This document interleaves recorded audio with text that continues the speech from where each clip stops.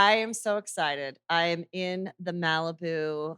Oh my God, what would you even call this? Estate oasis with Caitlyn Jenner, who I've known since I realized I met you right before I gave birth to my second son, who is now 14. That's how many years I've known you. And I'm very excited to have you on Juicy Scoop. Done this show for 5 years, and this is I've been my first avoiding time. this for 5 years. You know I have. Yeah, I've been avoiding this. Heather, no way. She knows too much. She's way too close, and this is just not going to work because I wind up getting myself in trouble. No, you're not gonna get yourself in trouble. But I am really excited to talk to you because in the last few years, when you have transitioned to the Caitlyn that we Right. know, what I really loved was when you did the roast. Oh I love boy, that you I did had so much fun with that. I love that you did the roast because I was like, this is the Caitlyn that we've always known, Yeah. that you've always been funny, you've always had a great sense of humor, you've always been able to laugh at yourself, So yeah. and the jokes were so good, and it was so great, and I thought it just was, like, this perfect like, now, it's just Caitlyn. Like, we Yeah. know the story, I've read the book. I read your Right. book, which was great. Yeah. No, when they asked to do it, first thing they said, because when you transition, you join the trans community and female and this and that, they kind of don't know how far they can go. And Right. they really don't know me at all. Uh-huh. And so they sent the first script out and I said, "Oh no, we can. Yeah, I mean, yeah, we're going to go harder than that." And he goes, "We can." I said, "Yeah, get as raw as you want. I don't care." And so the next one came back was a lot funnier. Uh-huh. And so I have even back in the old, I've never really taken myself that seriously. Um, and so, yeah, I'll poke fun at myself. And, as long as there's in comedy, there is a fine line Mhm. between doing something that's funny and doing something that hurts people. Mhm. And that's the fine line that you play. There was nothing there that I said that hurt anybody. It was funny. And I think all the things that they said to me, even though some of them were very personal, um, it was funny. Yeah. Um, the joke,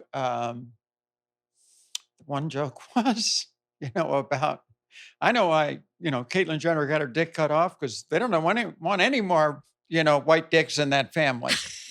That is funny. Okay. It's not funny. It's not true, but it's funny. Right. Yeah, it's funny.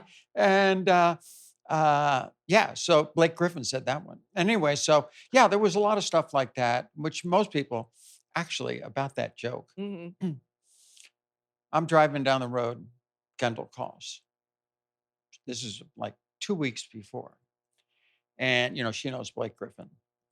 And she Right, they goes, dated, right? yeah. Uh-huh. And so Blake called her and said, I don't know if I can say these jokes. I'm scared. I don't want to be, disrespectful to your dad. Yeah. And Kendall goes, well, what's the joke? And she said that joke. And Kendall said, I was just dying laughing. I thought it was so funny. So she calls me and says, Blake just called and said he's got this joke. He doesn't know if he can say it. And I said, well, what's the joke? He told me the joke. And I was just dying laughing. And I said, if he doesn't do it, he's in trouble. Yeah. Yeah, that That's why when he did say it, I had a glass of wine. Of course, they liquor you up when you're up there. right. Had a glass of wine and toasted him. Yes. So, yeah, that was actually a lot of fun to do. I Wait, were really you enjoyed it. wait, was it the roast of you or you were just one of the roasters? I can't remember. I was one of the roasters, Whose roast was it? Alec Baldwin. Oh, that's right. And that was Yeah. like the last one we've seen. I don't think they've done one since that, have No, I they? don't think they have. And I kind of thought it was Yeah, I thought the whole but I got genre. roasted more than Alec Baldwin did. That's Yeah, why I didn't yeah, you remember. That's why I literally thought it was yours. I'm yeah. trying to remember, and I just Mhm. your parts were so funny and so memorable and like so refreshing. And I think that people, what I always loved is from the moment we met, and we met because you were doing skating with celebrities or Right. skating with the stars or something, skating with Skating celebrities. celebrities. Yeah. And I was friends with Jillian Barbary and she was on it. And so Chris, it was like, we're going to have a viewing party to watch the show. And that was the first time I went to your guys' house, which was the old Calabasas house. Yes, the small one, yeah. And the girls were really little. And I thought that was so fun that, you would invite all these people over. There were so many like small parties and gatherings in the beginning years of Keeping Up with the Kardashians when we would watch the premiere of the season. Come Right, over on a right. Sunday night. Yeah. We'll have some food brought in and we watch these shows. And it was, it was so fun. And then myself being on Chelsea lately, it was you were our first guest. We did not have a guest. You probably don't remember this. We did not have a guest for Chelsea lately. And I'm one of the writers, producers, and the executive EP goes, "We can't get anyone for this show. Who do you know?" And I'm like, But "Well, of course, I would show up. I go, well, Yes, of I course, I'm a sucker. I Yeah, go, I know Jennifer Coolidge, I know Marlon Wayans, like da right. da da." And they're like, and I go, but also I said, the Kardashians are starting their show. Let me see if they're like, "Can you get Bruce?" I'm like, "I can get Bruce if you let Chris come along." Because at that time, we only We're know you. We Yeah, only that's know true. you. Yeah, And that's true. so you guys, the show hadn't even really been announced, and you were one of the first interview guests, and you talked about what the show was gonna be like. And then Little Chelsea did we know. Yes, then Chelsea you guys did a little running around our Oh, yes, parking yes, in lot, the parking lot, and I was yes. always just such all of you, were such good sports, and we were the I think first. that's one of the reasons the show lasted as long as it did. Totally. Yes. 20 seasons, over 500 episodes. It, the kids were, again, I mean, it was real life in so many things, but they were also able to poke fun at themselves and not take themselves that seriously. Right. They took their relationship between the sisters very seriously at times, but most of the time, you could crack a joke and they would think it was pretty funny, especially Chloe. Yeah, Yes. Chloe can, yeah. And I remember one of the first skits we ever did was, we were gonna parody the show. So I was Chloe because 'cause I'm the Oh, that's tallest, right. Yes, yes. and then we had this little PA be Courtney, Right. and we made a dummy, and I was throwing her around the way Chloe always threw Courtney around, and then Dragging her Chelsea around. was Yes. Kim, and we had Chris really come in, and we were like, "Chris, will you slap Chelsea's fake ass and say, 'That's my favorite daughter'?" And she was like, "Of course," and went further with it. And so that was I always thought was so great because it was always nice to be on the show. And if it was a Kardashian topic, I could and I had to be on it, I could still make fun and know that I could see you guys Yeah. 2 weeks later because what Yeah. I was gonna say was never going to be, below the belt or anything. And Right. it was really fun. And so how do you feel about hearing that the show is Well, stopping on E? I don't yeah, think it's stopping, that but it's ending. You know, um, it's kind of sad just because for the family, it's the end of an era. yes. Okay, for the family. That show, we did so many great things. I mean, vacations were just ridiculous, and um, I would have to say that I probably had some of the best conversations with my kids as they were growing up on the show because it forced you to have that conversation. Where Mm, sometimes you'll just kind of put it off, right. but now you can't. Cameras, you got to, and it's amazing when you get in front of a camera. A lot of times you get very honest, Mhm. and and so I think it brought the family closer together for all those years. Um, it's certainly. Uh, as far as the media, the way they treated it. And I mean, there were tough times, um, but I think it really did bring the family closer together. It's kind of sad to see that era done, but uh, one thing that I have to give all the girls, especially, um, they've been amazing entrepreneurs. They took this format and kind of took it to the next level Yeah, absolutely. as an entrepreneur. And I am so proud of them. Um, I think they'll all miss the show, but life goes on. Things don't last forever. Sometimes it's at some point it's going to end. Well, I always remember Chris would say, like in the early years, like on a red carpet, she kind of had like a party line where she'd say, "Season 20 finale, Kylie gets married." And I was like, "Oh my gosh." I don't know that Kylie's gonna get married, but you really She they was really looking that far yeah, out. they really got to season 20. I mean, I was like, "Wow," Yeah. and I kind of I think whatever they do, they're never going away with social media and everything. No.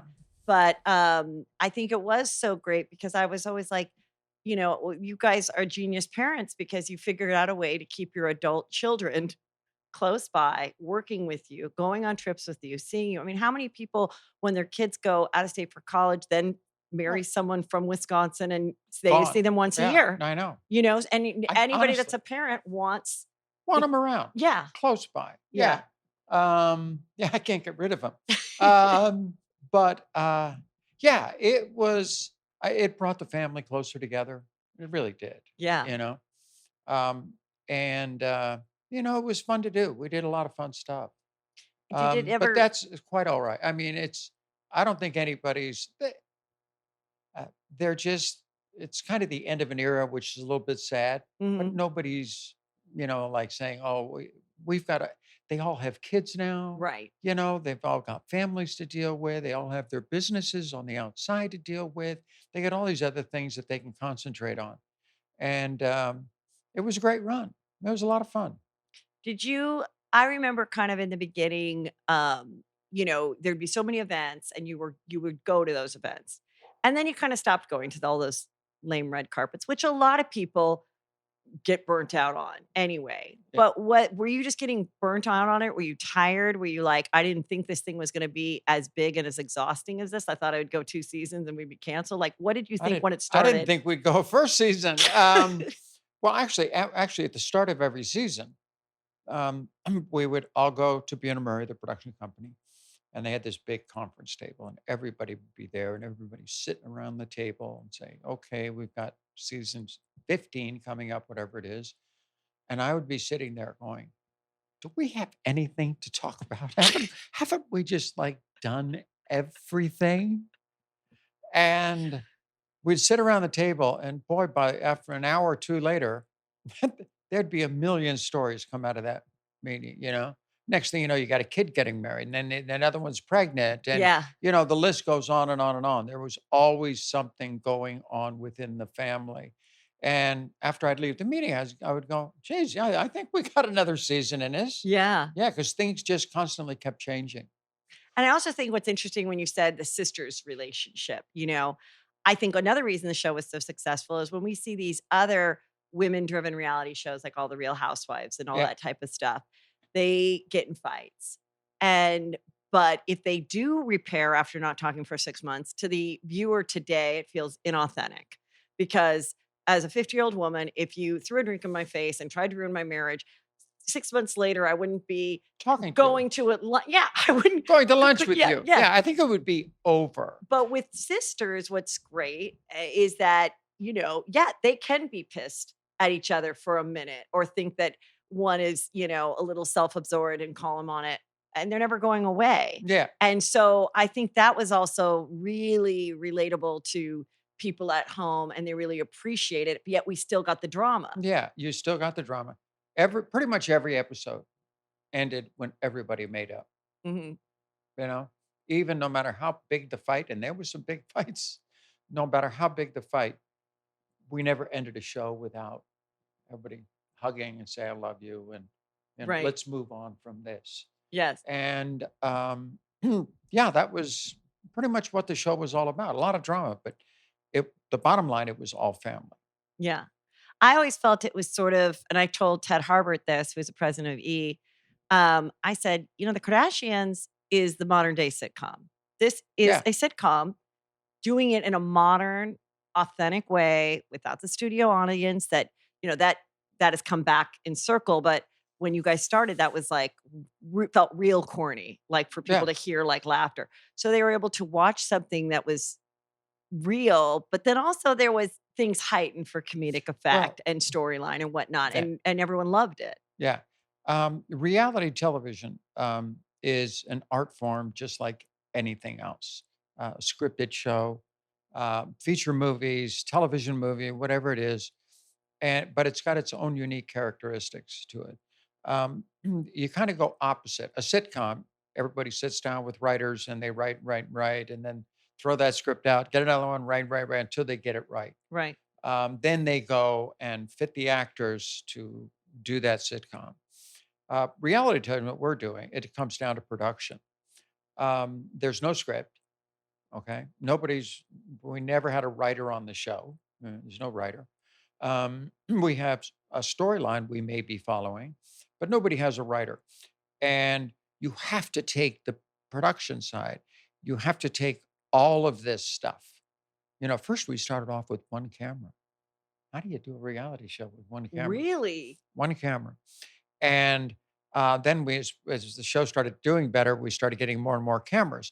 But how do you take all of this stuff that's been shot and edit it in a way that you can get this storyline, that you're looking for? And I would always watch the editing on the show. Um, and they may be shooting you, but Chris is talking on the other side of the room. And then they cut to, like Robert over there sitting there and talk to him, and Chris is still talking. Why? Because they didn't have a camera on her, Oh, but okay. they wanted that storyline.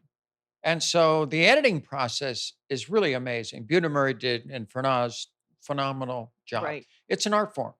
You're kind of going opposite of like a sitcom. Mhm. You're not starting with a script. I would always relate it to I did sports television. Um, and you do a car race, let's say. There's no script. Okay. You don't know what's going to happen. You just have to talk and tell what's going to happen or what happens when you're out there. And you have to have a lot of knowledge and what's going on and this and that to be able to fill that. And so that's kind of another form, but it is, to me, that's reality television because Mhm. there's no script. You just have to react to what's happening out there. I remember we actually went to what was the first episode ever, which was like your 16th or your 17th wedding anniversary party. And Chloe got like a stripper for Chris, and you had the pole, and the And little the girls went and the on the and the pole. yeah, in the first Hidden Hills house. Yes, the first Yes, Hidden I do Hills house, remember that. yes. Yeah.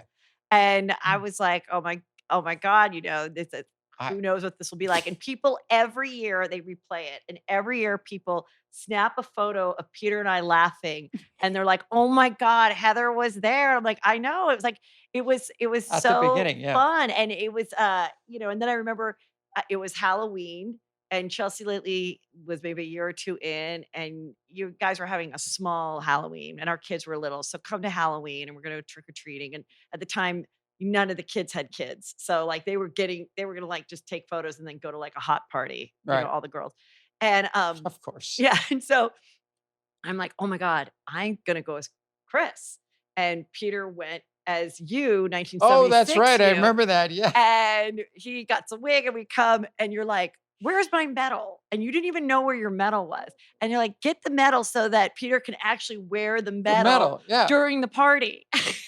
Like, That's true. yeah, What else so do you win a medal for? yeah, well, It's things like that. Yeah. Yeah. I never bring it out. I never show it, but I know yeah. it's in my house or my safe. Yeah. But, Mhm. yeah, it's so funny, but I was I read your book, Right. which was great, and, loved it, and I thought what was so interesting is you said, before meeting Chris, you were going through this period, The and 80s were tough on me. yeah, and Yes. you were very lonely, and you're in this small Malibu place. Right over the hill. Yeah, and you were thinking or definitely on the road to transitioning then, and then you changed your mind and met Chris, and then it's just so crazy because you went from living this, like, loner life between your 2nd and 3rd marriage to then, writing about how Chris was lining up all the ski outfits for all 10 Oh, children yeah. Yeah. to go on a trip with all 10, wait, no, it wasn't 10, sorry. It would only be 8 at that It time. was 8 For at the 8, because time. you hadn't had the little It was girls. 8 at the So time, 8 plus kid Chris, plus me. yeah, so 10 Yeah. people, but That's to find the proper mitt size, the proper ski pants, which is such a pain in the ass taking what kids skiing. it is. And then I can see how you said, and then it was It just was that just was like, off and running yeah. then. Then that became a whole 'nother Yeah. part of We your had life. 2 truckloads of bags to take all these kids skiing. Yeah. It was just, yeah, it was ridiculous. You got 10 people, basically, Right. 8 kids, Chris and I, and that's, 20 skis, 20 poles, I mean, what why did you even 20 outfits, whose and that was just idea? for Chris. I mean, what Yeah. a nightmare. Yeah, it was. It was Chris wanted to do it. Yeah, Yeah. it was great, and she was very good, especially at the beginning with all the other kids and trying Yeah. to blend the family and do all of that, but then there was all sorts of issues, but we won't go into those. Well, I Yes. think anybody that's been in that situation understands all the issues, and no Yeah. matter how you try, how hard one side is trying, Yeah. there it's always going to be misinterpreted as something No, else. I know, I know. And and It's so good stuff. what's great is that now everything, you have Everything's good. relationships with Yeah. all of the kids, Good. and that's Yeah. what's so great. I know that you are a religious person, Yes. which I've always known that about you guys. And and I remember when you told the story of how you ran into your old pastor at Starbucks and started going and encouraging him to open his own And church. told him he's actually what happened was, he was at a big church, in Westlake, and all of a sudden he was gone. Mm, And we didn't know why, and then we found out later that something had gone on within, a scandal. yes, a Mhm, scandal, mhm. and he left the church. A year goes by, and Chris, a year and a half goes by, and she, has that button she can push and the goes all over the house. Come down to the office. Jesus, okay. I go down to the office, and she goes, "Don't ask any questions, but I have to talk to Pastor Brad." And I go, "Okay, I won't ask any questions." She goes, "I found out he's working at Starbucks in Agora." And I said, "No way. I go by that store all the time." She goes, "You got to talk to him and just tell him he has to talk to me. Has to talk to me." Okay. So anyway, about 4 or 5 caramel macchiatos later. He was there. He was finally there when I was there, and Oh, so you're really kind of staking out the place, like during yeah, shifts. yeah. Uh-huh. And I would always ask, "Is Brad here?" And oh no, he's not coming until later. And here's a guy that was like a rock star pastor in town, Right. and now he's working at Starbucks. And so anyway, I said, "Brad," he remembered me and this and that. And I said, "Brad," I said, "Here's Chris's number." I said, "I don't know what she's up to. Okay. But she told me she has to talk to you." And he goes, "Oh, what do you want to talk about?" I said, "I have no idea." And then I said to him, "But Chris is a mover and a shaker. I think it would be the right thing to do." So he goes, "Oh, okay." Anyway, he calls her up. Next day, goes in with Chris. And basically, Chris said to him, "You're too good to be sitting on the sidelines. Um, we're going to sponsor you. You've got to start rallying your people together, your supporters. You have together. We're going to start our own church." And so she put him on salary for 6 months, and he started rallying all these people. And we started at the first one was at the movie theater. I went to the movie theater. Yeah, the movie I theater went to a one, which couple was great. It had services. wonderful Yeah. chairs. It had, a Yeah. little thing in the morning. Nobody's there. They don't do the movies till late that Kind of afternoon. genius. It Yeah. was it was a great place. I loved it. It held 364 people. And that first one, standing room only. Wow. It was really very cool. And that was the start of California Community Church. And Pastor Brad's still going.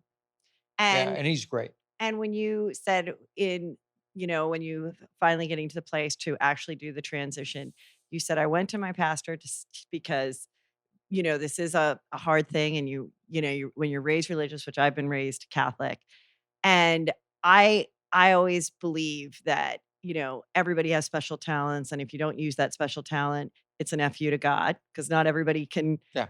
you know, do what you or I or someone else can do. I don't know if they've quite used the "F you" to Well, that's what God. I say, Oh, to get that's people what to you step say. off Okay, I'm well, just G clarifying. also G said thinks I'm a hoot, so he's okay Oh, if I okay. use this, like I but I understand. get but it's like, when someone's like a great musician and doesn't use that talent or stops using it, or Pastor Brad stopped using his a way to, reach Right. people, and so you said, "There's gotta be God wouldn't make me Well, this way if I didn't," yeah, and I thought is there a reason? I and think there was such a anybody reason though. yeah, Yeah. I think anybody with any challenges in life, okay, which we all have, and if they have any faith in their heart whatsoever, I think so many people ask, "Well, God, why did you do this to me? Mhm. Is there a reason for this?"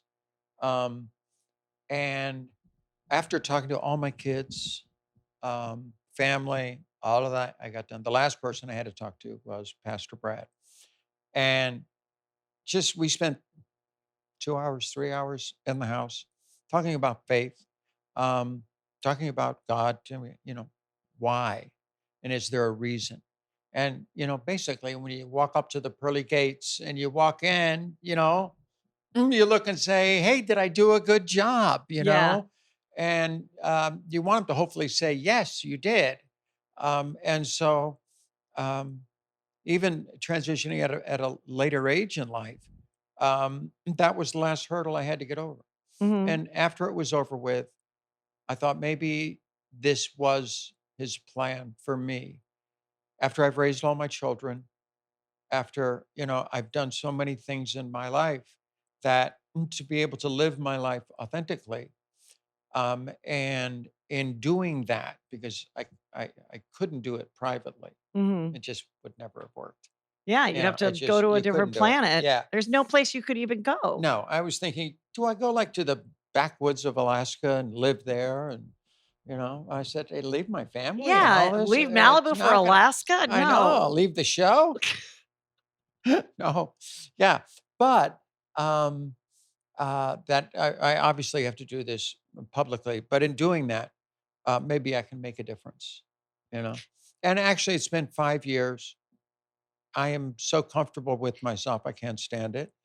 Um, and And what a difference you made. There's yeah, nobody there's it changed everything. yeah, It changed the world I was and how hoping people to treated it. do more in a lot of ways, but, um, the community can be very tough, you know? And, I went out and did a deal with Mac, and we raised a couple of $1,000,000, started my own foundation, called in a lot of markers from friends and this and that, put my own money into it, and literally gave away millions and millions of dollars, to the community, and they still hated you.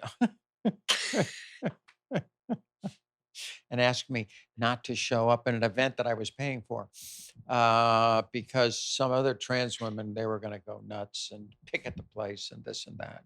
So I decided to take the foundation. And although because of COVID and this and that, Right. I really haven't done anything with the foundation over the last year, really tried to raise money and this and that. But we had some money left in there.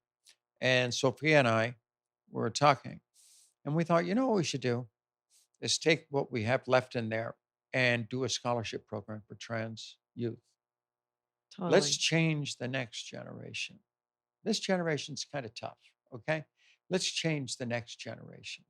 Let's have, trans doctors, trans lawyers, take all these smart kids and give them scholarships, get them into schools, pay for it. So that's what we I did. love We that. I did, went to a GLAAD event, and that's part of the GLAAD event I went to was part of giving a scholarship to the recipients, right. and I love that. I think Yeah. that's Yeah. That's fabulous. like the next step. Yeah, that's really Um, changing the world. yeah.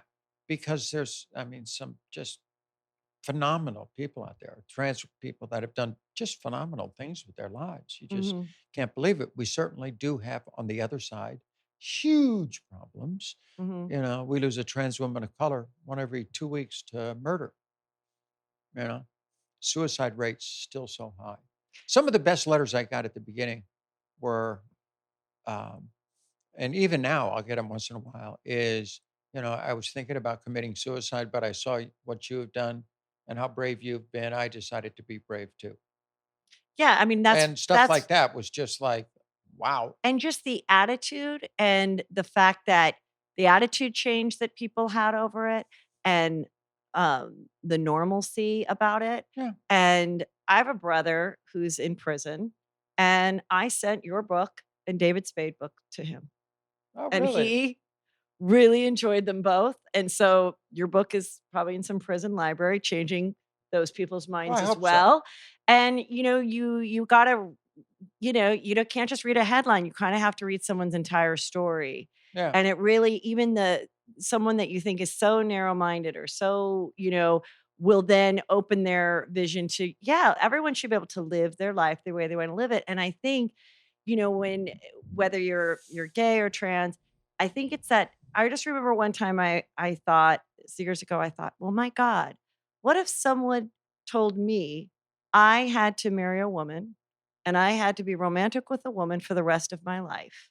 And I did that, and then I went out and I saw a heterosexual couple, romantic, having fun, laughing. I'd be real fucking pissed too. Yeah. I'd be like, "Why am I?" And I think sometimes that's what happens with people that are Society. closeted Yeah. or whatever and they see it and they're some people could just be jealous, but some people can get angry and unfortunately violent.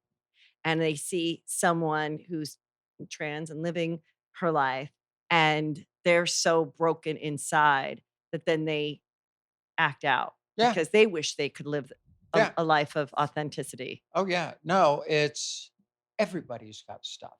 Mhm. We all got stuff we got to deal with in life. Yeah. Okay.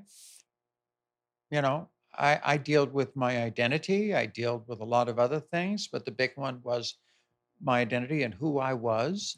In the book, I tell the story is after I won the games the next morning, I got up, didn't have a stitch of clothes on, went into the bathroom. The medal was sitting on the counter. I put it on, looked into a full length mirror, and looked at myself and said, "Holy crap, what did I just do? Did I build this character up so big that I'm stuck with him the rest of my life?"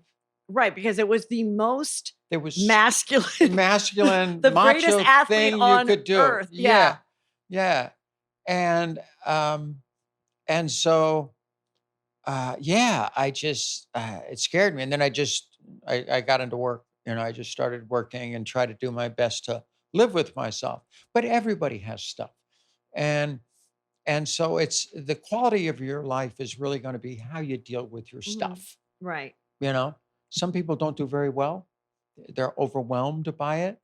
Other people do. They kind of adapt it into their life, and you know, and so for me, um, I mean, I just snuck around, dealt with myself the best I possibly could until I got to the point in my life where my kids were raised, they're all doing fine. I'm out in Malibu where I had sat for 6 years and in the 80s. And I'm looking around as my God, am I gonna like this is it? This is where I die, sneaking around here, living all by my lonesome, staying because I didn't feel like I fit in anywhere, you know? Um, And I wanna ask about that because, when we met you, we knew you loved to golf, yeah, the helicopters.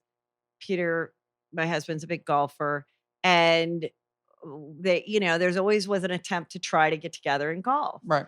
But you didn't want to like really hang out with the guys. But then I remember being like it being there and being girls' night or something. And it was like, oh, shoo away, Sure, yeah, husband, yeah, yeah. I gotta leave the room. and then I was kinda like then when I was watching, like, I Am Kate, I was, like, seeing that now you're drinking Chardonnay with your girlfriends, and Yeah, I was like, yeah, "Oh my god, we shooed her away when yeah. she just wanted to have some Chardonnay." Yeah, that's exactly right. And no, that is so true. Yeah.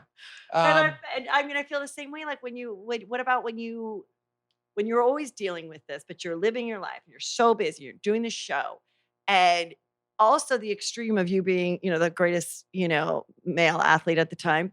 You're in the most glam beauty. I'm like, this is like a diabetic at a candy shop. yes, that's You know, I exactly it. mean, Yeah. And you had to keep your mouth shut. Yeah. I mean, didn't you Um, just wanna, like, pop in the chair yeah, sometimes? well, I did, but I wouldn't dare. I wouldn't dare. I always had this terrible fear of getting caught or doing something like that. And fortunately, in dealing with this all my life, I never got caught. A couple of close calls. What were some close calls? I was walking through a lobby dressed. This is the show. I don't even know if the show was. Show might have been on the air, but I was pretty good at doing it.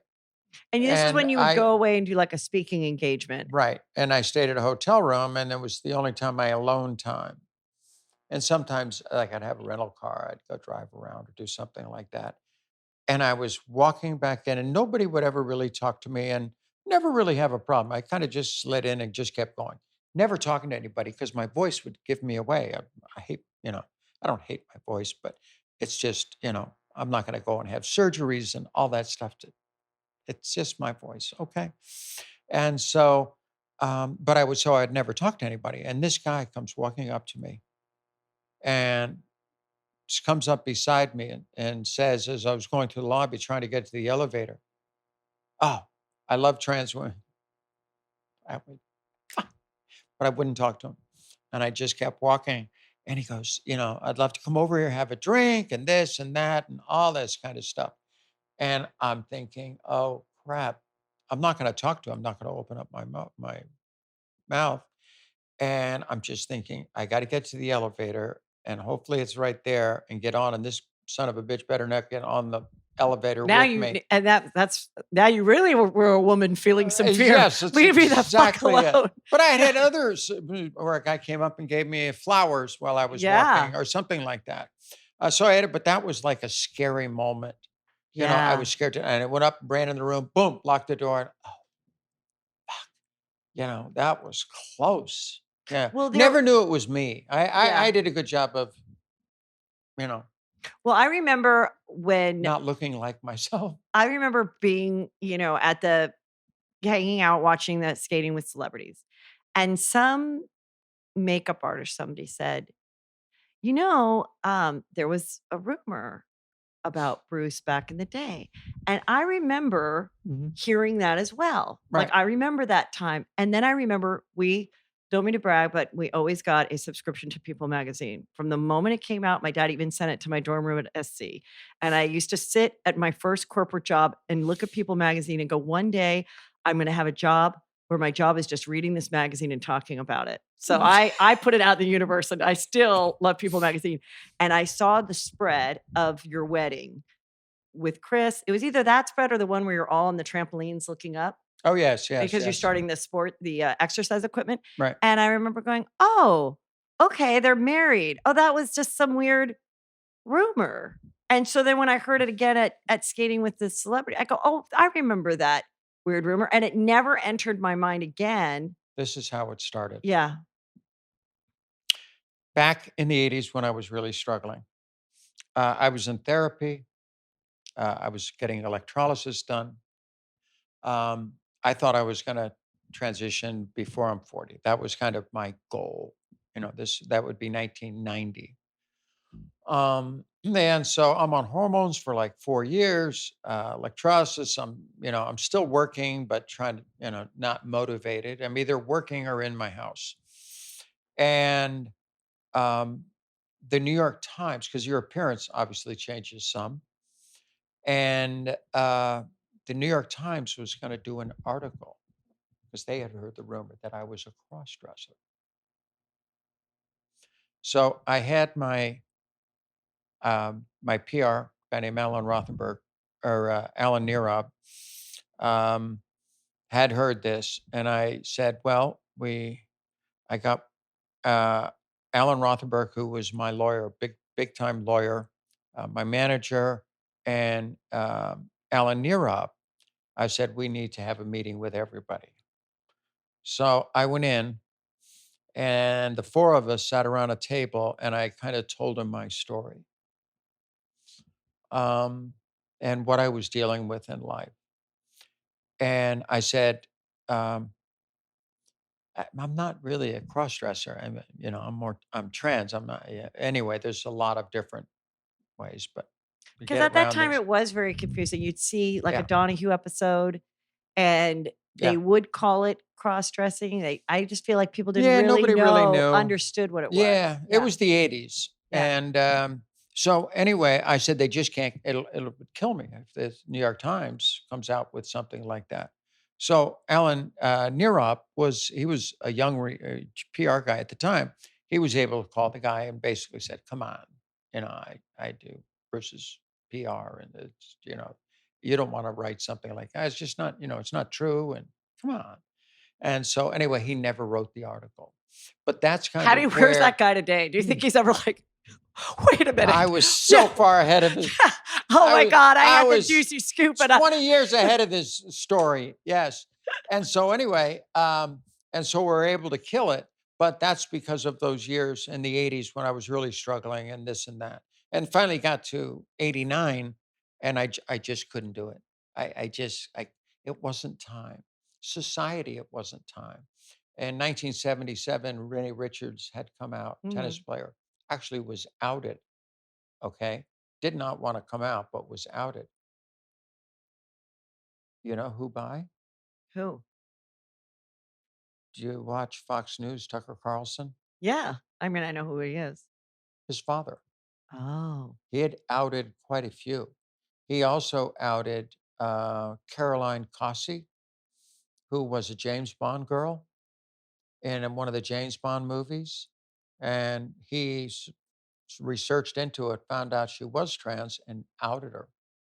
that is Yeah, bad. yeah, that's But awful. anyway, that's why all the attention was put on Renee Richards. And she was, I mean, it was tough. And just society, just it wasn't time. You know And what's plus, for me, it wasn't time. yeah. Um, and so I said, I've got to stop this. I got to get off the hormones. I got to get back into life. I got to start working out again. And that was about 6 months later.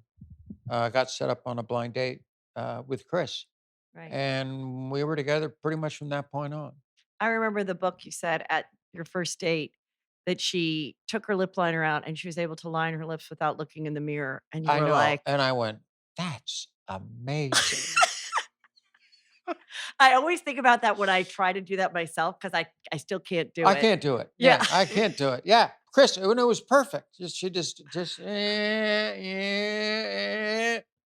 how the hell did you do that? Not even look in the mirror. Yeah, yeah, I was impressed. No, but Chris had a lot of had a lot of class. She was very different than what I had had up to that point. And we had 23 years of marriage. You know, um, we did a lot. I mean, at that time, I wasn't motivated at all to work for years, all the way through the '80s. And she kicked it up and said, "Okay, you're going back to work. We're going to started in the speaking business and started revitalizing that and getting that going. And And you then, guys were one of the first people that had an infomercial for some yeah, exercise and thing. I we remember seeing got that. into the infomercial world, and that started the ball rolling. You should have seen Chris's first on camera. What? was It was horrible. Okay, so we're doing this infomercial, Yeah. and she's gonna do it with me. And so they had a teleprompter for her. And so she's standing there, and she had never done teleprompter, never been really in front of camera, looking at camera, saying anything. And, Chrissy's never at a loss for words. And she starts reading this teleprompter about this product, and it was like horrible. It just didn't even sound like her. Okay, I'm standing behind it, looking at the monitor and going, "Oh my God, that's terrible." She's like reading word, "Hi, my name is Chris. Where did all the personality go? Uh, she figured it out, Right. but that first one, I go, "Okay, come here, off to the side. Okay, that's not going to work. Okay, I can tell you're nervous and this and that, but that's not going to work." Little did I know what, yeah. what I was creating here. Yeah. And when you guys were going all those years, because I remember, um, towards the end of the marriage before it was announced that it was over, she was doing the talk show that summer, Oh, and, yes. Yeah. Yeah. and I wonder, because you were so in the public eye and it was so, especially the first 10 seasons of the show was, this the cuteness between you and Chris and the marriage jabbing back and forth, and don't tell Bruce that we're doing this photo shoot at Joe Francis's house and Right. all that kind of stuff. And was there a time where you were like, well, we do kind of want to live separately or go in a different direction, but we can't because we have this image, or No, no? no, not really. I enjoyed doing the show, and playing around with things and having, I try to have a good time and a little joke at maybe at somebody else's expense. Mhm. But and no, I always enjoyed doing the show, Um, like I said earlier, I think it brought our whole family closer But I'm together. saying as you got Yeah. like Near the end. near the end, was it like, "Oh my god, this will be such a scandal that we are ending our marriage after 23 years." I'm glad that that you guys did do that, but I think there are people that are in the public eye, and then you hear that they're breaking up and you're so shocked, and you're like, "Oh, I wonder how many more years they or how sooner they would have broken up had they Not not had the show. been in the public eye," No, whatever the public eye is. I never that never was in my case part Yeah, of it. It was just about our relationship. And as you know, in any relationship, relationships change. right. And probably the hardest thing for any long relationship is to be able to kind of change in the same direction Mhm. or accept other people. Circumstances change around you. Um, Everything that goes into that closer relationship. Um, and just we kind of just grew apart, Yeah, Yeah. And I wasn't treating her well as I should in the marriage. She wasn't treating me as well as we should in the marriage. And it just after years of that, and we're saying, what are we doing? You know, yeah, let's just honestly, there was no fighting, no nothing. right. She went out and found a house in Malibu. Told me I went and looked at it, a beach house, Paradise Cove. She had found the house, and I think we took it like June 1st. And she goes, "You can't go to the house until that night." And I said, "Okay." She goes, "I'll call you." Well, like 10 o'clock that night, she said, "Come on over." She had that entire house totally decorated. That's It was awesome. empty the day before. Not Amazing. one TV, not one piece of furniture, nothing. And I walked in the next night at 10 o'clock at night, and the entire house was done. TVs were working. I go, "How the hell did you do that?" You know, that's Chris, because she Yeah, wanted me to be, wanted me to have a nice place and be comfortable. yeah, And so that was pretty much, that's kind of great. how it ended. Yeah, Even today, we're not close today, but we're fine. yeah, I talk to her here and there and this and that. right. Yeah. And how do you feel about we talked a little bit about, being a spiritual person and being a believer of God and Jesus Christ. How do you feel about Kanye's big journey, with the gospel music and being religious? Have you gone to any of his, I have services? not gone to it. I went to one Kanye concert many years ago, and my ears are still ringing. Okay. It's not my kind of music, Right. you know. Um, but honestly, I love the spiritual stuff. You Mhm. know, um, it's kind of an amazing transformation. Kanye's I've read Kanye has been so good to me, even through the transition, this Mhm. and that. So open minded, great. Um, and I'm glad to see that in his life he found that spirit, that spirituality, and that he takes it on the road. I think those concerts they do. I just love them. I see 'em my kids will, say 'em. I have not been to one, Mhm. but yeah, I'll watch them, and it's phenomenal. Yeah. Yeah, and I think it's such a good message today. Yeah, it's great. And, so what I saw that you were gonna do now I don't know if this is gonna be a regular thing, but I thought it was genius how you're on your YouTube channel, you're going to or maybe that was only one time, watch an old episode I did. I of watched Keeping an Up. Yeah, I did watch an old episode. Yeah, we're sitting around during a pandemic. What do you do? You know, I I can't sit around forever. Right. Okay.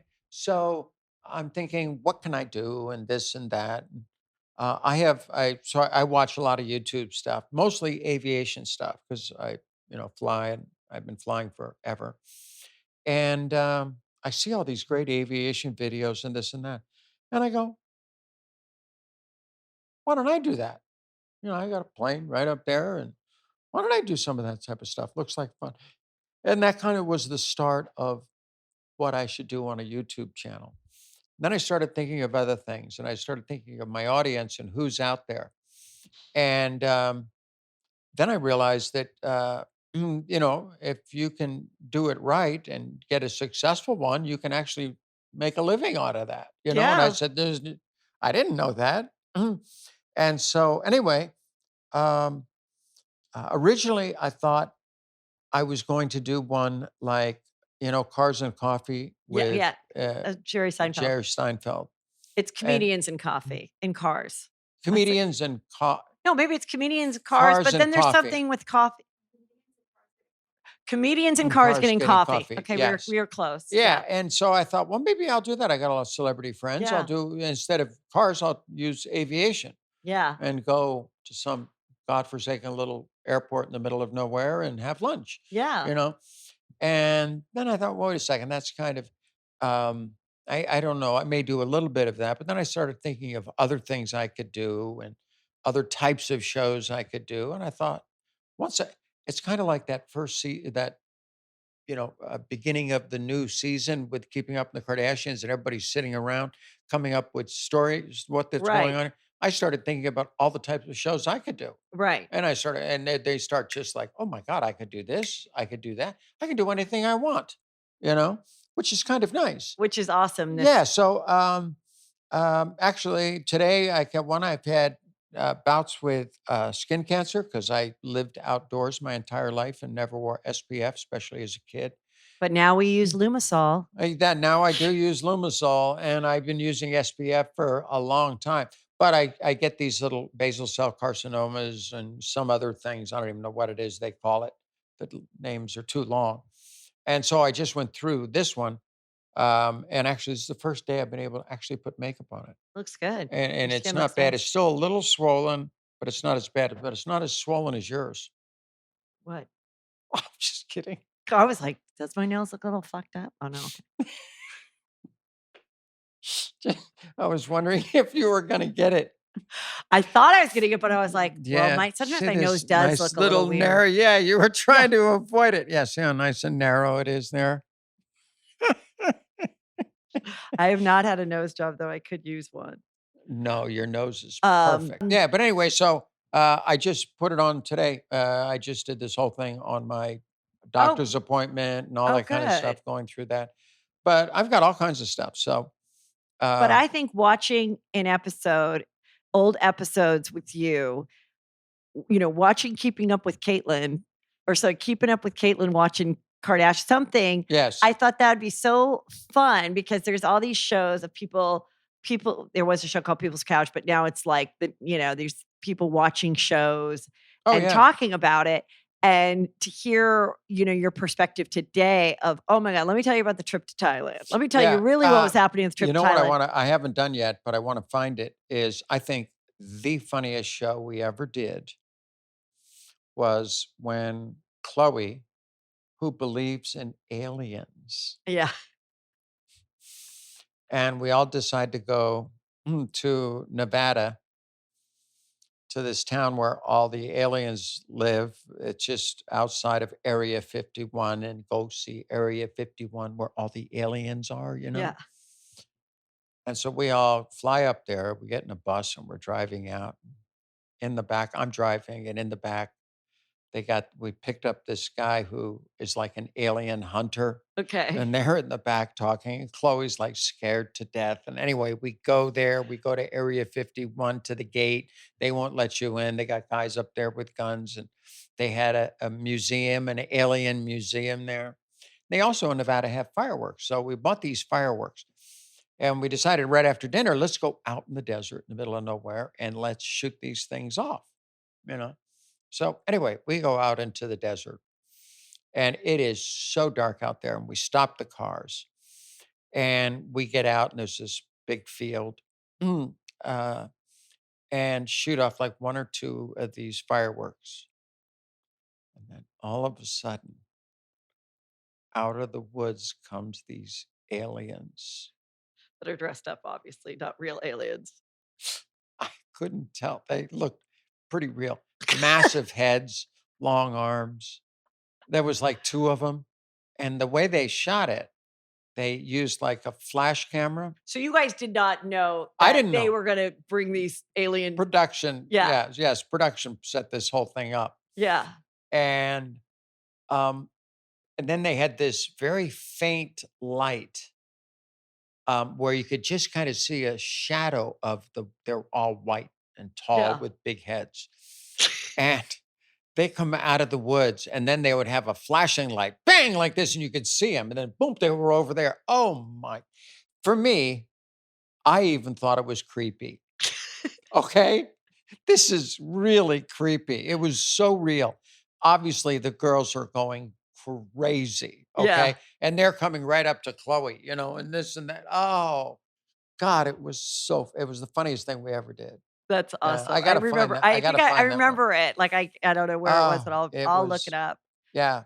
You know what It I was just thinking when we are talking about the aviation stuff, another kind of crazy connection because your life is so connected to so many things, is in the OJ trial, the helicopter pilot who was following the Bronco car is trans. Oh, yes, yes, Yes, yes, yes. and in recent there was so much that went on a couple years ago because maybe it was a 25-year anniversary, um, that, there were all these there was the movie, the scripted movie that, on TV, and but a really good one was the ESPN one, documentary, and they interviewed her, and, I thought that was really interesting. Trans people are everywhere. Yeah. They really are. I mean, I meet them just about on a daily basis. Somebody will come up and tell me a story about they have a cousin, they have this, they have that. Um, although all the problems we do have in the community and work discrimination, housing discrimination, and the list goes on and on and on. There's a lot more trans people out there than you think. Now, there is certainly a lot of them that we would call in the business not visibly trans. Mhm. Like you would never know unless you told them. Especially, it's about 51% are male to female and 49% female to male. I never thought there was that many female. It's about almost equal. Wow, I would But not the have known. guys, it's an easy transition. You mean a girl to a man A girl to a man is is very easy. easier. Yes, is much easier. They get on Mhm, testosterone. Okay, they start going to the gym, they work out, they naturally grow a beard, their voice deepens because a male voice is considered like a mature voice, you mhm, know. Their voice will deepen, they grow a beard, they start working out, they cut their hair short, boom, they're off ready to go, you know. For male to female, it's much more difficult. And it's harder to pass and all those types of things. And so you see more and more of the people that are out there are male to female. Okay, mhm. if you have the Laverne Coxes of the world or the Janet Mox or you name it, you see more of that because most of the guys they don't want to be outed. They just want to move on with their life, just like most trans people want the exact Mhm. same thing. But it's harder to do for the male to female. I was when we were doing the show. I am Kate. We were in Kansas City, and this girl had opened up a gym, and she had a couple of trans guys that were in there, and they were just it's kind of uncomfortable as far as showering, this and that, Um, and so she made it kind of trans guy friendly. And so they have this little network and um, that they put out an email saying they're having the opening. And they had in Kansas City 150 trans guys show up. Wow. In Kansas City. In Kansas City. Yeah, they're Yeah. everywhere. Yeah. Most Yeah. of them you can't know. The only thing the trans guys are shorter, Mhm. okay?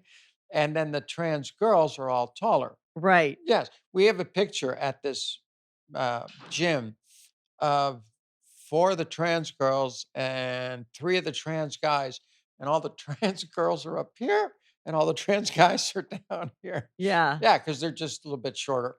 Yeah. It Wow. was very fun, and we all died laughing when we saw it. I mean, that's, like, so typical. Yeah. Yeah, that is I mean, it Yeah. well, another connection is, you know, Susanna, Mhm. her her child is trans, Yeah. There and, are quite a bit. I mean, the list goes on and on but and I on, mean, and you would never know it. when I just look back, I'm like, that she and, her child, who's now Knight, was at that first party when I met you. Yeah. So here Yeah. there's, what, 17 people? Yeah. And then Kylie goes and dances to Shakira on the table. She called she was must have been 8. She loved the Shakira, Shakira, Shakira, Yeah, yeah, yeah. and she had a little outfit on, like a Shakira, like a belly dance, and you guys had a speaker, and she's like, she and Kendall said, "Everybody come up to the family room upstairs where you guys, I think, had a pool table or something. Yeah. Come up for the show." And I'm like, "Oh my god, this is so cute." My sister and I used to do this too. We used to do a show, but we would do it just on a fireplace mantle, Right. Yeah. We go up and the Shakira dance starts and she's dancing and we were like, "Oh my god, she's really good. She's really great." And then all of a sudden you go, all right, I think this Yeah, I might be think we've enough." had Yeah. enough. Yeah. And you literally just picked her up Yeah. from the thing and you're like, "No, the party's going back downstairs. Yeah. What is this?" I don't want it to get any worse. Yes. That's it's like having young girls. Yes. Yeah. Yeah. And it's so funny that, Yes. so then when people would be like, "Oh, that show, they're not like," I'm like, "No, Yeah. they really are Yes. like that." Enough is enough. Yes. Yeah. Yeah. And when the show was presented to you, did you ever have any like, "Wait a minute, are we ready to expose, like, ourselves like that?" Or you like you said, you didn't think it For would be a me, hit. yeah. So Right. For me, I never had that problem because I never had any terrible things or we're not going to show this. Me personally. mhm, Um, and the girls would mostly make that decision. They would mhm, decide on what they wanted to show or didn't want to show. mhm. And it was a personal decision. And I have to give, Fernaz and Bunemer and everybody, they stuck with it. They said, okay, if you don't want to do it, you don't want to do it. And they said, okay, we'll move on. There's other stories here, Yeah. you know. But for me, I never really had anything that I, like really wanted to say or do or this or that. But in this second round of real big fame. Like you had it back then, but it was, Right. 3 channels in a different world. Did you ever mind going out to go get your Starbucks and stuff or ever mind the fame part of it? Did it ever get annoying? I've been famous since I was 26 years old. Um, I tried to help the kids deal with fame. Um, this is what happens with fame. Um, uh, I was in New York City 2 weeks before the games in 1976, and nobody even said hi. I was there the week after the games, and there were literally traffic jams of people stopping their cars to run out to shake your hand. Okay.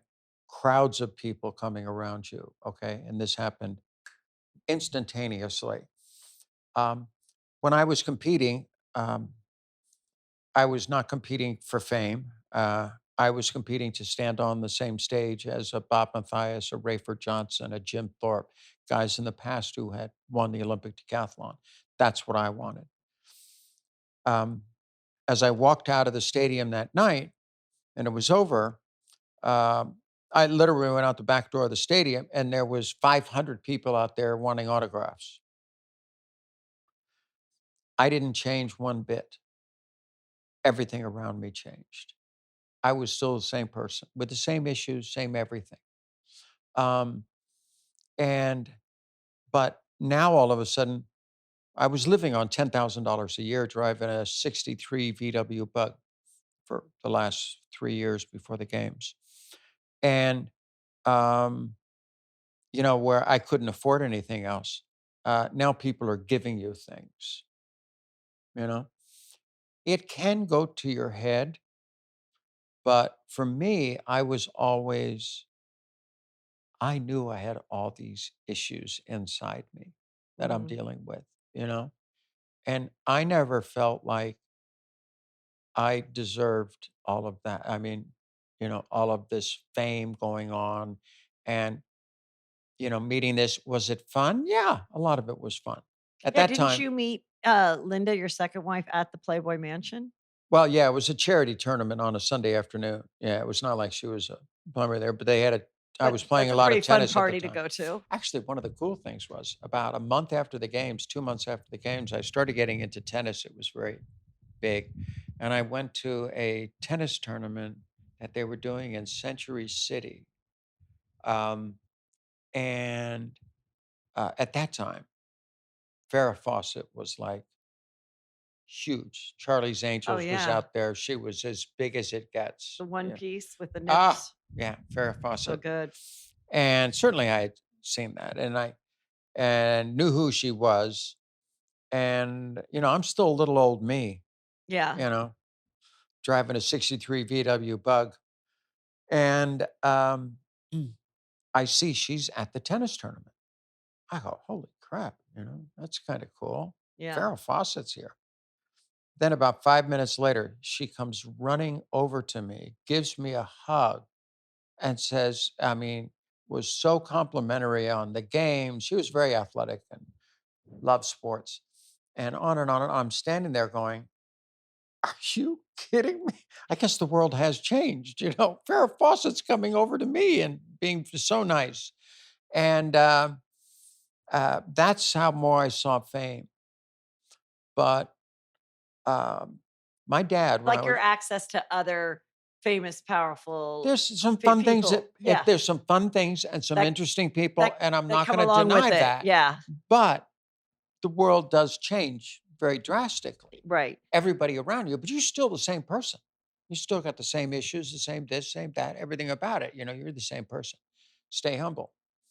And so, my dad, when I was like 16, 15, 16 years old, about 16 years old, I was a competitive water skier.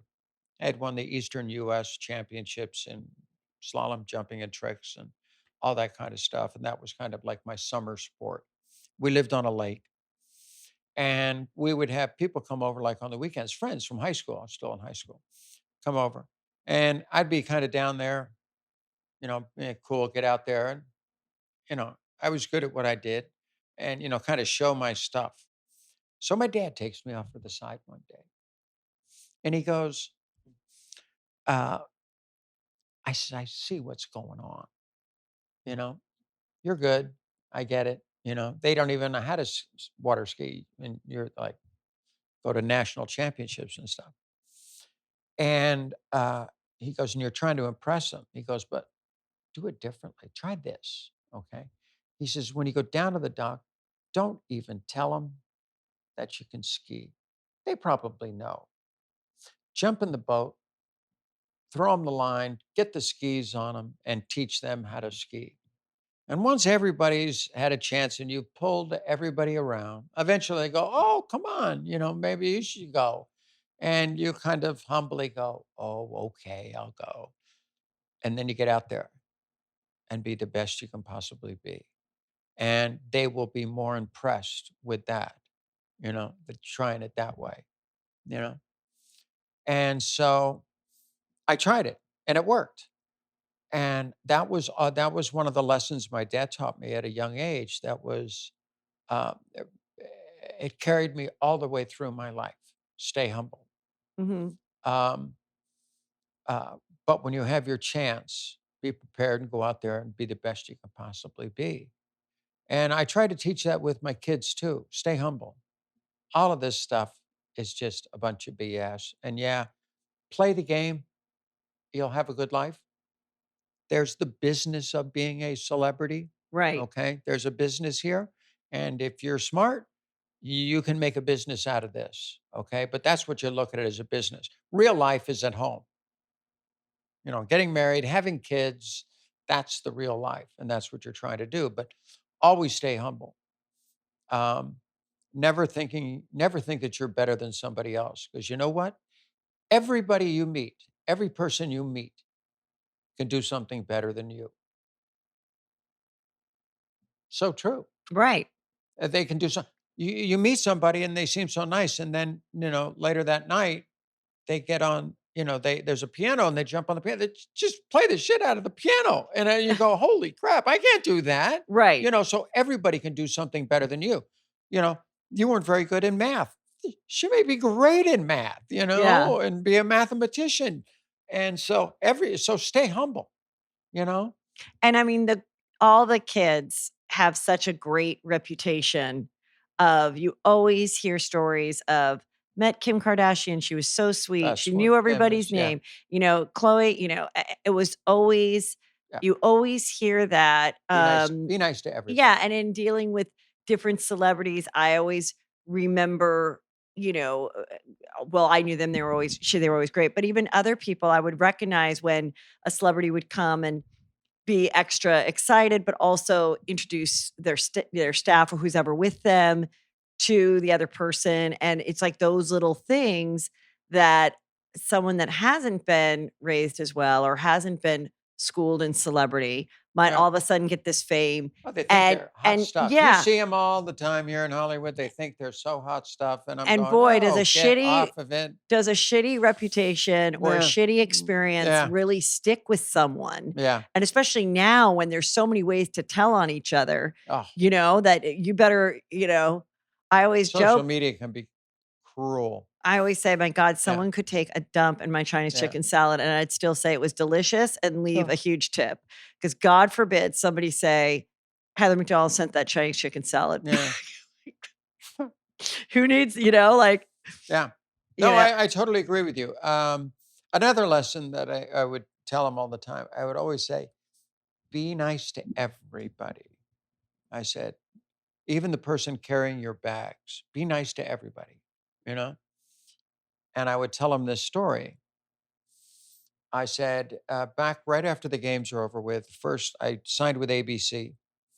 And the first show I did was Battle of the Network Stars. Network One, Pepperdine University, me and Harvard Cosell doing commentary. I'd never even held a microphone. And I'm doing this show. But anyway, I'm back in New York doing the voiceovers. And of course, it's running a little bit late. So we asked one of our production guys if he would run over to the hotel I was staying in, pack up my stuff because I had a flight to catch that night, and and get in his car and just wait downstairs. So as soon as I'm done, I'm down there and boom, off to the airport. So this production guy goes running over to the hotel room, grabs my bags, runs downstairs, puts them in his car, he's downstairs, and as soon as I'm done, I go buzz down there. And nice guy drives me out to the airport. I make my flight and I'm gone. That guy today, Bob Iger. oh, wow. That was Bob Iger. Yeah. So, What is he? CEO of Disney, of all of Disney. And we've been good friends ever yeah. since because I always call him my valet. And people go, Yeah. you can't call him your valet. No, I can At call one Bob time, Iger my valet. I'd ask him, Bob, could you get my bags over there? Um, but that's just an example of, just who, being right. nice to everybody. Yeah. Don't think you're such hot stuff that, you can't be nice to the people carrying your bags or, delivering stuff or yeah, it's easy, you know? Mhm. So go do it. Yeah. Okay, so I wanted to ask you about I know that one of your names that you thought when you had to name Uh, yourself, you that's considered so hard. Heather, which I was very excited and flattered, and I wish you had chosen Heather, but I forgive I know you. you wish I had. No, when I was in, probably the hardest thing in life, even transitioning and all that kind of stuff. It's tough to do, but picking your name, Right. you know. And I, throughout my entire life, struggled with that. I would sit there all by myself and watch with a pad and a paper and watch the Miss America pageant. And when it opens up, they got 50 girls coming out with all these names. And I would sit down there and kind of look at her. Do I like Stephanie? Nah, I don't know. That doesn't work. And then the next one would come up and, from this date and I would sit down and, play with names and see if you can come up with something. But when I was in college, there was a group at Graceland, this very tiny school in Iowa. Actually, it's a Mormon school, Mhm. but they had this group called the Serendipity Singers, and they're really good. And they had this song that I really liked the song, and the name of the song was Heather Is My Name. Oh. And it had a great beat to it. It was fun. And I kept thinking maybe that's my little calling. That's my name. So I kind of had that name around for a long time, never telling anybody. Mhm. And so finally it gets to I kind of let it go. It just wasn't, it didn't feel like it was me. And I had knocked it down to about three or four, Caitlyn being one. And I still hadn't made a decision. And I am about ready to come out. And Rhonda, who was my assistant at the time, she out of the blue goes, you know, I always like the name Caitlyn. She goes, would you spell it Caitlyn? And now, were you And when consciously not wanting to spell it with a K? well, we'll get to that. Okay. Shh, you're way ahead of my story. Okay. So I go, yeah. And it was out of the top three I had. That was one What of were them. the other 2? Do you remember?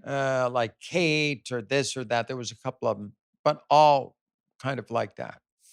And I just looked at her and I said, I'm done. That's it. You know, okay, I'm done with this. I'm moving on to the next problem. Did you give yourself a So, of wait, did you give course, yourself a middle name or no? Marie, just because I thought it, Like a Caitlin Marie classic? Jenner. Yeah, it just kind of Caitlin Marie Jenner. It just kind of worked. It just Yeah. sounded good. Although I never used the Marie. Mhm. But, um, and so of course you're talking to the kids Yeah.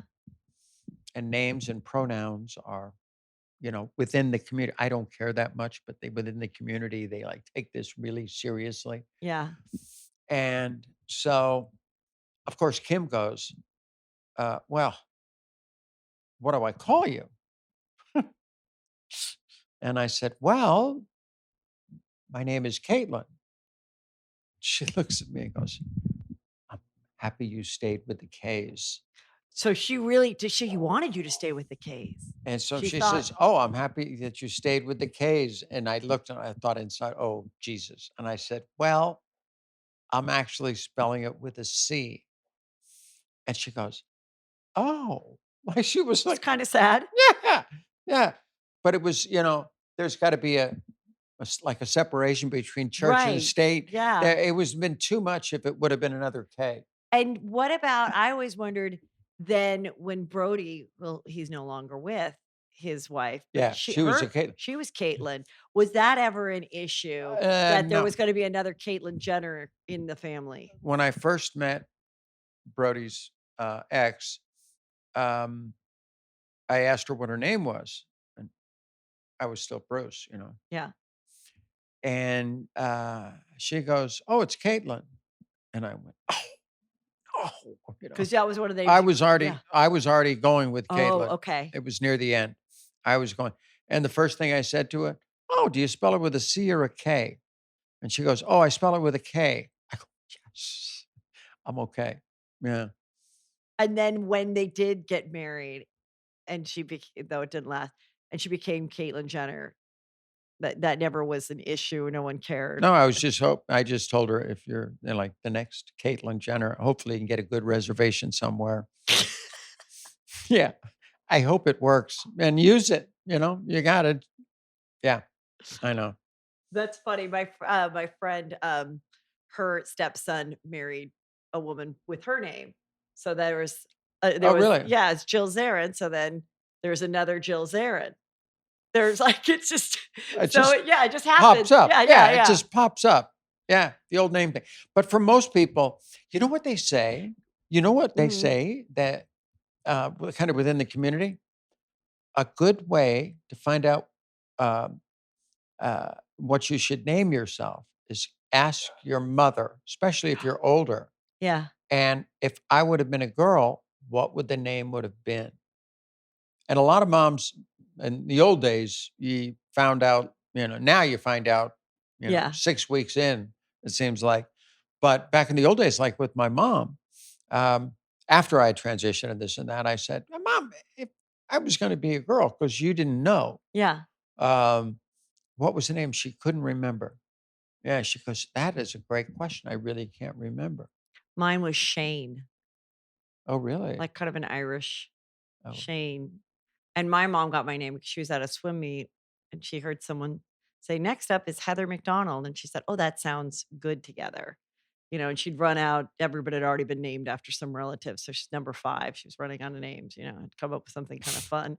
so And you're named after number 5? yeah, I Yeah, was whatever. Yeah, whatever on the whoever that I'm about was. to dive in and do Mhm, well. mm. What do you think of like gender reveals now because gender is kind of a different thing. The fact that people have gender reveals because actually the woman who started the whole gender reveal trend, her daughter is now identifying as a boy. Yeah. She's about 8. He's about 8. Um, I think bringing the only responsibility I feel now is I like wanna be out there, Mhm. okay, for people to see. Shoot shows, do this, my life's going on, I still can go race a car, I can still go fly my airplane, or I can go down a red carpet. I like being out, Mhm. okay? Why? Because I want other young people to say, "Look at Caitlin," Living her She life. went through she's just living her life, and that's Mhm. exactly what I do. I just live my life. I get up in the morning, and I'm so fortunate I can finally just be myself all day, okay? Takes a little longer to get ready, Yeah. but after that, we're fine. We're off and ready to go. Yeah. And so I feel a responsibility to be out there and just living my life and showing people that even you go through something like this, even the position I'm in, your life can be good. And there's nothing better in life than just waking up in the morning and being yourself all day. Right. Now, still within the community, Mhm. there is just tons and tons and tons of issues. I get it. I got white privilege. I got a job. I have a home. I have a family. I'm very happy that I didn't transition until later on in life. Why? Because I have all those things. Right. I have a family. I got lots of kids. I got 18 grandchildren. I got this stuff. I have a life. For a lot of trans people, especially when they transition at a very young age, um, family is a tough issue, Mhm. and I want them to have a family. There's ways today. Yeah.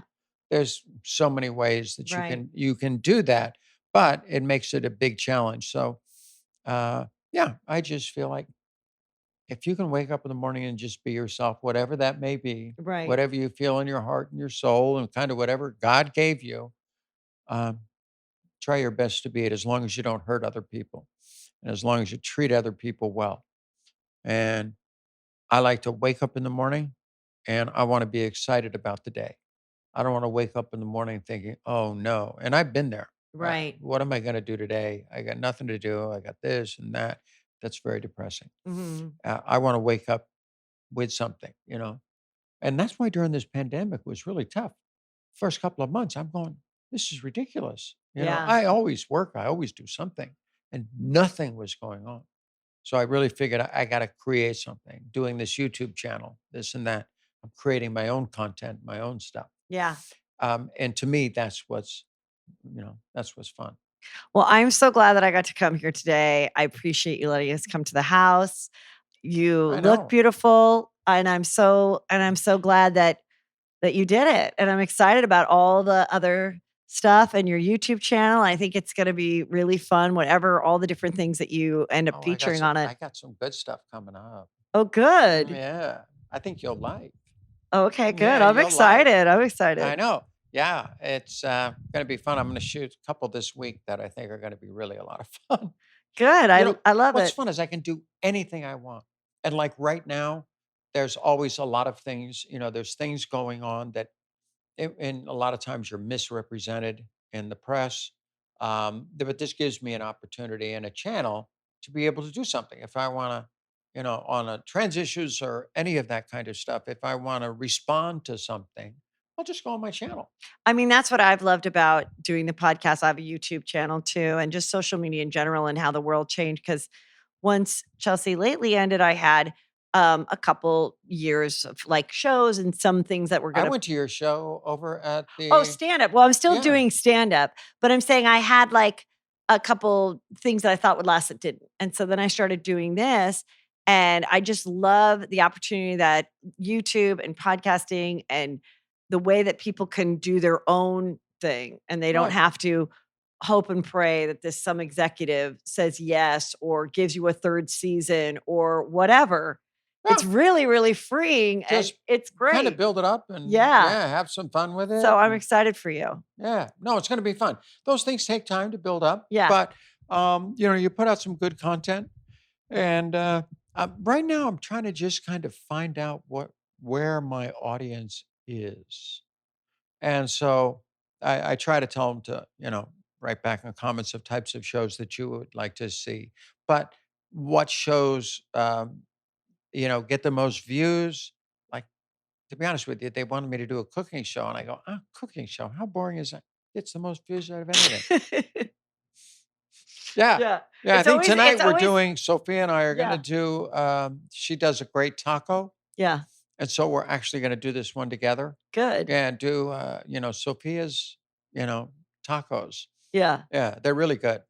And so, yeah, all kinds of stuff. Good. Yeah. Awesome. Well, thank you. Thank you, Caitlin. Oh, thank you, Heather. That's it. We're done.